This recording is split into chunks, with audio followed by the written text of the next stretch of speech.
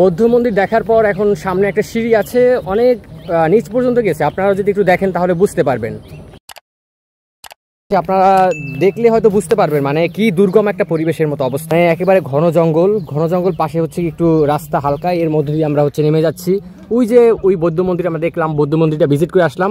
এই পথ দিয়ে এখন আমরা চলে যাচ্ছি আস্তে আস্তে ধীরে ধীরে। আপনারা আমাদের সঙ্গে থাকুন, আমাদের সঙ্গে থাকুন এবং হচ্ছে আমাদের যে ভ্রমণ অভিজ্ঞতা এটা আপনাদের সঙ্গে শেয়ার করতেছি। আপনারা হচ্ছে গিয়ে দেখুন এবং আপনারাও জানান যে কোন পার্টটা আপনাদের সবচেয়ে বেশি ভালো লেগেছে এবং পাহাড়ের কোন অংশটা আপনাদের কাছে বেশি একটু আকর্ষণীয় মনে হয়েছে। একটা বিষয় শেয়ার করি, সেটা হচ্ছে পাহাড়ের মাটিগুলোর বিন্যাস, অর্থাৎ মাটিগুলো যেভাবে সাজানো, জিনিসটা সত্যি মনে হয় কোনো মানুষ একেবারে নকশা করে এভাবে রেখে দিয়েছে। আপনারা একটু দেখুন যে পাহাড়ের মাটিগুলো একেবারে মনে হয় যে সাজানো, অর্থাৎ হচ্ছে এক লেয়ারের উপর এক লেয়ার হচ্ছে গিয়ে সাজানো।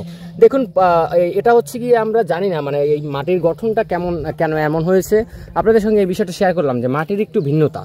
পাহাড়িদের বাজার এবং বৌদ্ধ মন্দির দেখার পর আমাদের ট্রলারটি যাত্রা শুরু করলো শুভলং ঝর্ণার দিকে।